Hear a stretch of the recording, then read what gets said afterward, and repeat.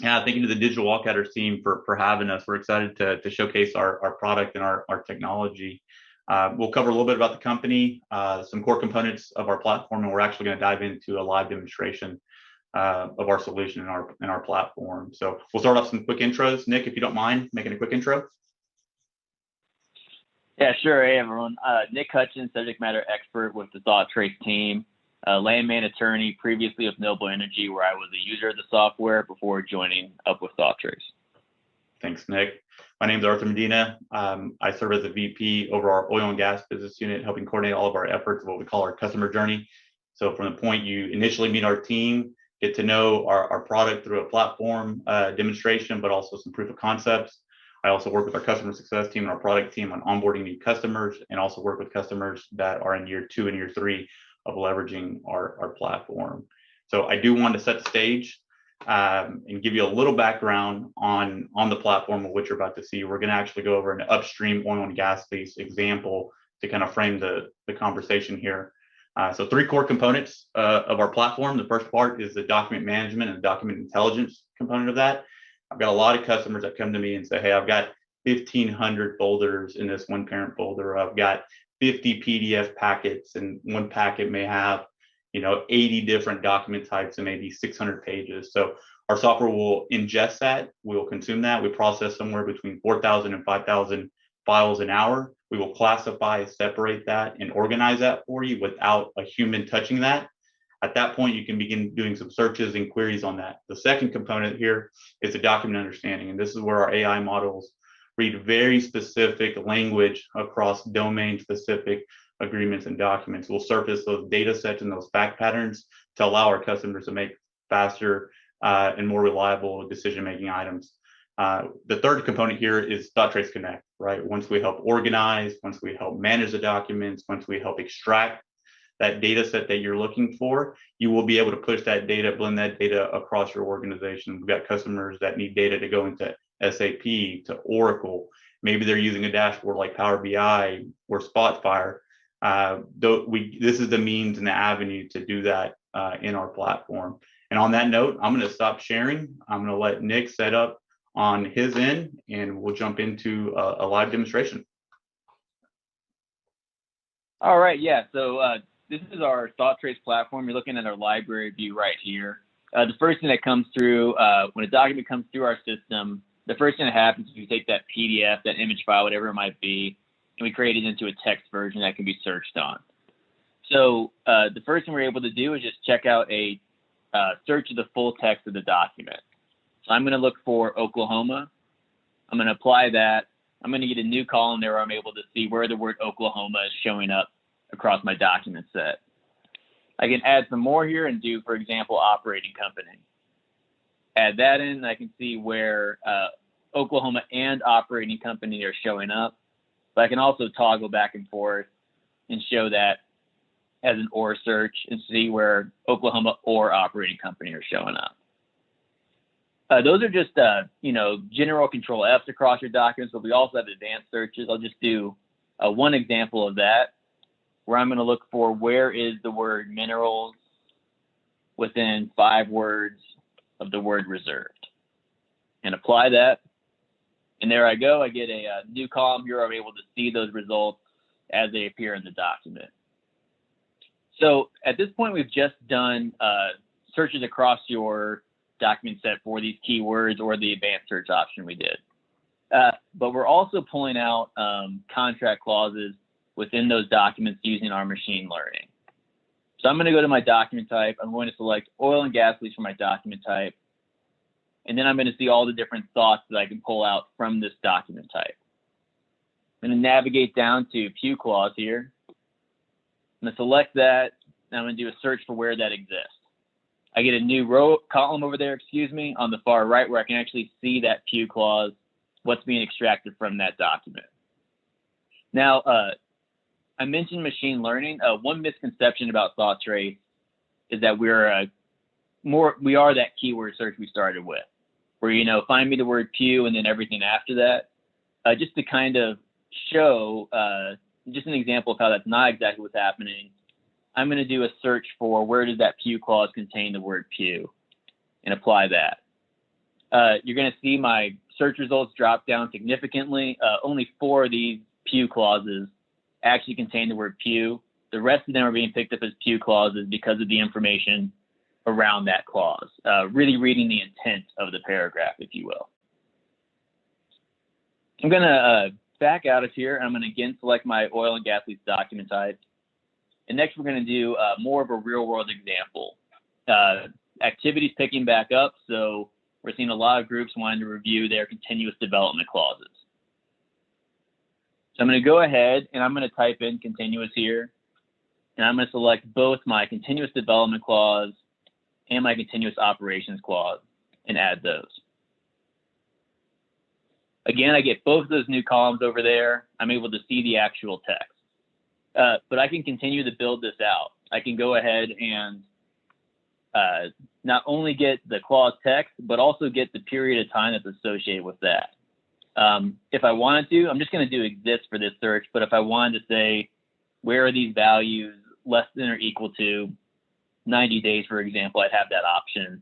But I just want to do exists, so I'm going to apply that and add those new rows, new columns in. So great, I have pretty much all the information I need.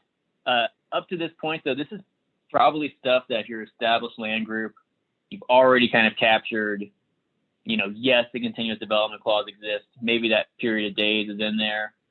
So we're already at a double checkpoint or a great starting point if you don't have that information. But additionally, there are things that we're capturing that other groups, well, your land system probably isn't. So for example, I'm going to add in what is my definition of commencement of drilling and my definition of completion and add those in. These are really important, and things like I mentioned will not be in your land system. But for something like continuous development, that period of time, that 60 days, 180 days, whatever it might be, is typically defined as the time between completion of one well and commencement of the next. Completion can mean a lot of different things. It can mean production.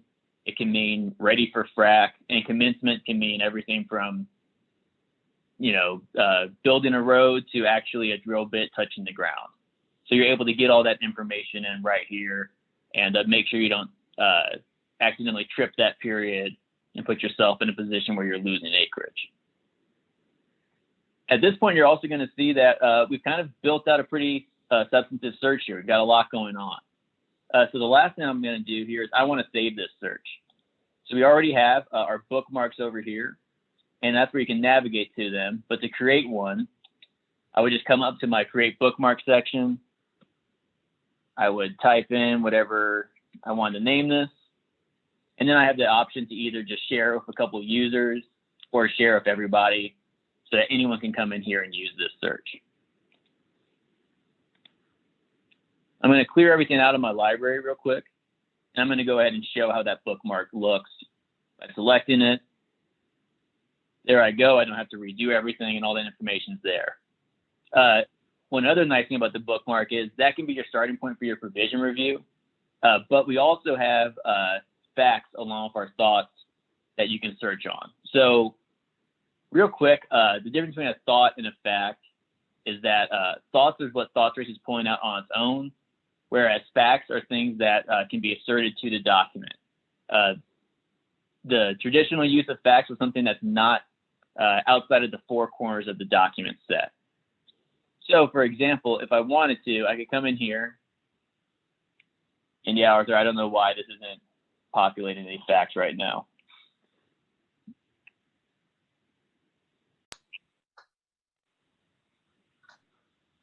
All right, great. So I have that created bookmark. I can share it with anyone, and I can also come back to it myself. So I'm going to go ahead and open that up, come to my bookmark section, select continuous development, and all that information that I have built is saved there. I don't have to do it again. So now I have my clause information already built out. So I have all my thoughts that I want to review for this document set. We have thoughts, but we also have facts. So facts are any pieces of metadata that I really want to associate with the document. Things that are not included in the 4 corners of the document. Traditional examples are things like an agreement number, and then gross acres and net acres and company net acres.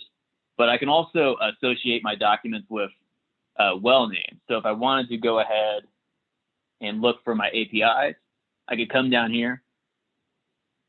I could select equals, and I just want to search for where my API equals this number, apply that. And now I've limited my results. I have the 9 documents that are associated with this well, and I'm able to see all those clauses together. Lastly, if I want to, I can select all of these and export them. And what I've just done is exported myself exactly what I have on the screen here. Not super helpful when you're dealing with 9 documents, but if you're dealing with sets of 1,000, super powerful way to get the documents organized and into a spreadsheet where you can review them there. Last thing, just to point out real quickly, I did equals just for a single well. I can also do equals any, and in this example, I could paste in a list of 50 APIs and do a whole drilling program versus just a single well review. So we've been doing everything from the search screen here. I'd actually like to go ahead and hop into a document. Let's go ahead and open up this agreement here. So this is a single document view in ThoughtTrace. I'm just going to quickly kind of run through some of the items you're going to see on the screen. First off, we have our thought section. This is everything that ThoughtTrace is pulling out on its own. So all of your contract revisions, all of the 300 that we have are all included here, can be navigated to, and then promoted to a different section of our platform here called facts. So we talked about how facts are things like agreement numbers or acreage amounts or well ties, but they can also be things like provision review. So if I wanted to come down to my SME analysis for rentals, just the same way any other land system has these fields, we have these for you to be able to put a ThoughtTrace as your source of truth for your provision information. Lastly, we have our favorites here. So for this example, I have my shut-in analysis fact that I want to populate so that I can say a human's put eyes on this, and now I don't have to look at this document again, hopefully. But I also have the thoughts for shut-in where I'm able to actually review these items and make sure that I'm capturing everything I need to.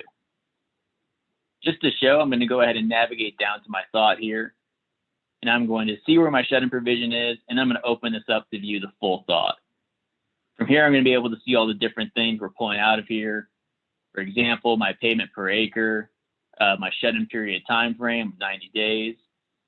And in this example, in the exhibit has a shut-in limitation. You're going to see that we break it out as both a consecutive and cumulative limitation within this document. And then here's the full limitation text itself.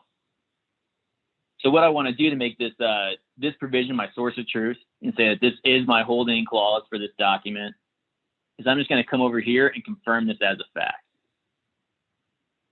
I select that. I'm going to see my full list of facts up here. I'm going to navigate to my shut-in limitation. I've already created a list of drop-downs, and I'm going to say this is a consecutive and cumulative limitation and confirm that.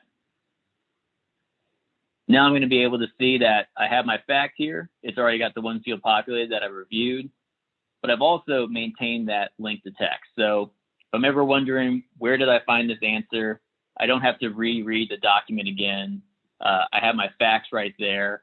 And also I will always have the shut-in thoughts here, which don't go anywhere and can always be referenced as well. Helpful tool, especially when I'm looking at maybe someone else's work.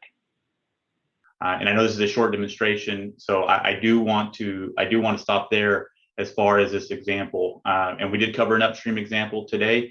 We do have customers in the midstream space, the downstream space, but also in the mineral royalty space. And so I know the digital well counters will be supplying the viewers today with information to connect with us, to if you're interested in a demonstration, talking to our team, discussing those use cases, more features and functionality on our platform. Again, I want to thank the digital wildcatter teams for having us today. Nick, thank you for running through the demonstration, and we'll be in touch soon.